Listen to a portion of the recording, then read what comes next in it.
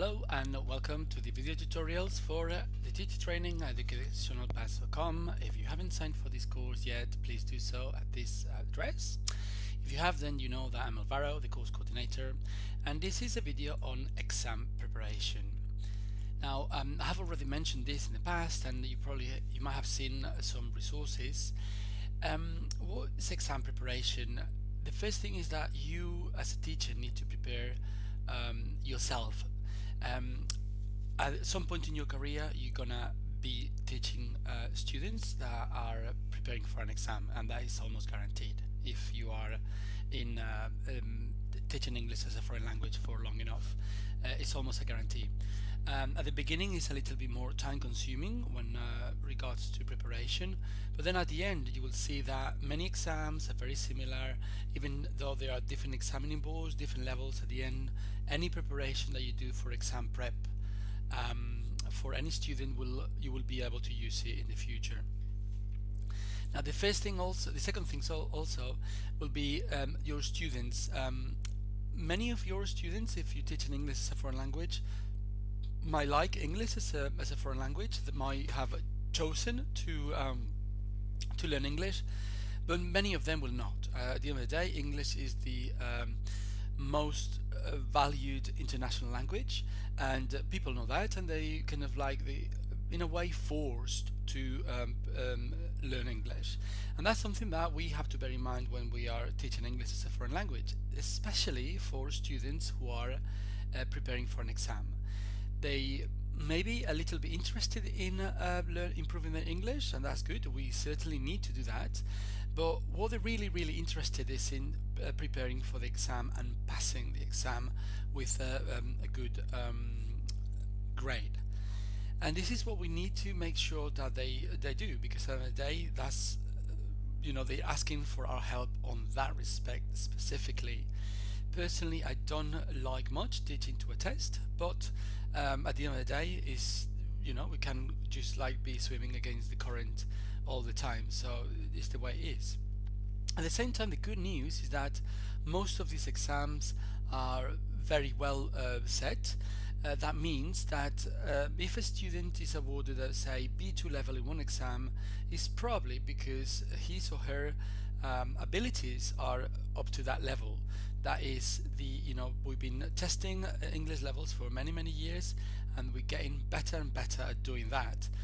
In other words, if a student wants to pass an exam, then probably he or she needs to improve their English as well. But even though they remember that they are interested, mainly the main target is to pass the exam.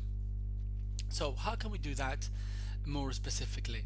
If you go on this document, you will see down there you will have some up here EFL exam prep resources. Now if you click on this one, it opens a new tab, and you have many of them.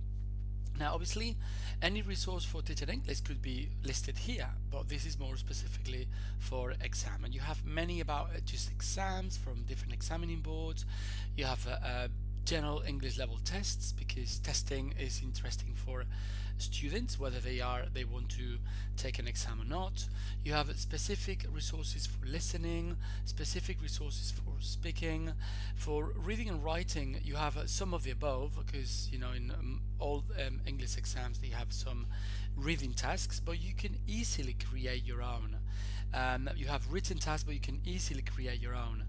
The main important thing is that you are helping the student. And how can you help a student? The student can read on his or her own, can do the questions on his or her own, but eventually when it comes to the outcome, the writing or even checking the answers, they might be a bit lost. In some of these resources, they should know about them. You share this with your students if they don't have them, but the point is that in some of these resources they already have some of the answers, so they know, for the reading test especially. But for the writing test there's no answers, because there are many possible answers, so that's when they need you the most. That's when they need you to correct their English. Same with the oral. So it's very important, especially when you are helping someone who is preparing for an exam to know when and how you need to correct someone's English. Say, for example, if it's well, first of all, you need always to ask for permission, and not just once at the very first time that you meet your student, but many, many times. And you need to ask for permission, and you're gonna get it. That's what they need, your help. But at the same time, it's very, very important that you don't forget that they're not just chatting with you. They are chatting with you, and they want to have their English corrected. And if they are chatting with you, if it's orally, the best thing will be that you take some notes, you let them talk freely, you take some notes, and then you correct, you give some feedback on not just the mistakes, but also maybe vocabulary that you find that is difficult and they've used, maybe vocabulary that your student didn't have, and is kind of like improved, whether it's a new word, whether it's a word that they mispronounce and now they don't, and whether it's a mistake that they normally make but now they don't. It's very, very important to give as much a positive feedback as constructive criticism, if not more. So it needs to be a balance of positive feedback, so that is, well done, with examples, not just, oh god, this was very good. No, with examples, but also with constructive criticism. This is there's a better way to say this, and this is like that. Okay, and especially if you are a native speaker of English, then that should be easy for you, and it's also should be easy for them to trust you, because they think of you as a god. At the end of the day, you master the language that they want to improve, so use that as a resource.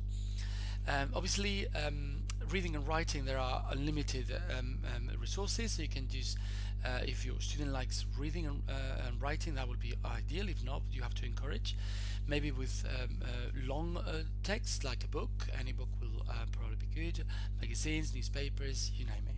And then remember that just a book will not guide them much. In the exams especially, they have some reading comprehension to test that they have understood something in a very specific way, not just to be able to write a summary, but to know exactly where how even some of the specific words are used. And we'll move on to the use of English. The use of English will be the equivalent of what we often call grammar, sometimes vocabulary. It's kind of like the materials. So in English we have the listening, writing, reading, speaking skills. These are the 4 skills. But to have them together, we kind of need some structure. We need some rules, some people say. It's true that we don't really need the rules. The rules are explanations that we have made about how people use English. And sometimes there might not be a rule, and sometimes I understand, especially if you're a native speaker of English, you might know that something is wrong, but you might not know why. You need to talk to your students about the fact that there are 2 possible ways of knowing when something is wrong. One will be the grammar, and it's a good option, and one will be a feeling that something is wrong because they've used it in a different way more often. You're probably going to be very good at the second choice, and you kind of need to transmit this to your students, and that's okay. But if for whatever reason in one specific mistake they're making it more often, or they're not, then you should check it up with a grammar book, and if not, ask for help. So during your TEFL course, you can contact me. We can contact also one of the other colleagues if you're in touch with them, and then see how see why something is said in a specific way. Again, there are this is in a way how they measure how accurate a candidate is, because how fluent a candidate is going to be measured pretty much all the time. Timing in the exams is very limited, so if a student is not fluent enough, they will not be able to answer the questions quickly enough. If a student is not fluent enough, then they will not be able to understand the listening files quickly enough, so they will just not be able to get some of the questions. But the accuracy is mainly measured here, so that's why this part is very important. Now again, you have many of the resources above. I put a couple here that you might want to use with your students. And if you click on this one, you open this website. I like it because it gives you how the exam, especially for the Cambridge, the first certificate in English from Cambridge, the B2 level, is structured. Very similar in many other exams and in many other boards. So this is like the parts. So you have the part 1, part 2, part 3, part 4, and they explain you here how you know, each section works, and then they ask you to try some exercises. They ask you as if you were a student, but I'm asking you, knowing that you're a teacher, to do this before you try it with your students. Yeah, some like bits of advice that you might add your own if you're not confident that advice is important. Then, you know, just offer that advice to your students. If you're not sure, maybe you can check with me or with your colleagues, or you might put it as a question, something like, you know, think about a possibility of doing this, and discuss this with your students. At the end of the day, you know, they're going to be doing many of these tests, so if you're discussing this in English with them and you're correcting their English, it's also a topic of discussion. But obviously they will expect you to be at least at their level, so it's very important, especially at the beginning, that you prepare for this. And then, you know, a website like this one or one of the ones that I've mentioned is interesting, please do the online exercises. So if you click that one, you have this here. Would you like to meet for a coffee after? And then you click you know, your whatever answer you think is appropriate. Okay, and then you check your answers, and you know, you will see that sometimes you get them right, and sometimes maybe even you as a native speaker, you might not get them right. Obviously in some cases there is one option that is that could almost work, but it's not quite as good as the others. And that's how you can be, you know, that's how they can measure your students' accuracy. They're allowed to make mistakes, but not many. You know, students should be told, if they haven't been told already, make sure that they understand that normally, if they have no clue about what answer, if the exam is not penalizing for the wrong answers, they should still try. You know, if they have 4 options, they have you know, 25% chances of getting it right. In some exams they do penalize it, and then it depends on how much the penalty is, so work it out. So if, say for example, they get 1 point if they get it right, 1 point if they get it wrong, any student that has no clue should just not attempt it. Any student that knows that, say for example, if I knew that this one was the right one, but say for example if I had known that maybe career is not going to match, that employment is not going to match, but I'm not sure about work or job, then most cases they should just try if it's only if they have 50% chances. But then, you know, this is something that you need to check.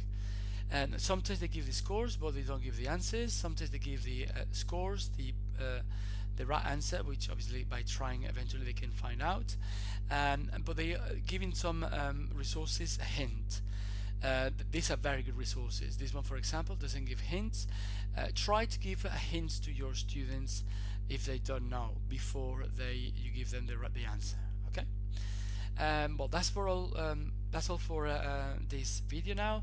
Please search for many more resources. At the end of the day, I've searched these ones online, just asking in any search engine. And then from one resource you get links to many. Your student might have his or her own resources, whether it's because we or another teacher has given them to him or her, or whether because he or she has found them out on her own. Use the student resources too if you find that they are good. Important, remember that your students, especially if they're doing an exam, they're probably going to be more motivated to do some homework. They need you need to set homework for them if they don't have enough. At the end of the day, it's their responsibility, but is make sure that they have enough homework, and make sure that you offer help on the homework that they've been doing. And if you start the lesson that they are happy with what they've done, they have checked their answers, and they know what mistakes they made and why, then you might just as well, use some of your resources. Okay. Thank you very much for watching this video. I look forward to hearing from you soon.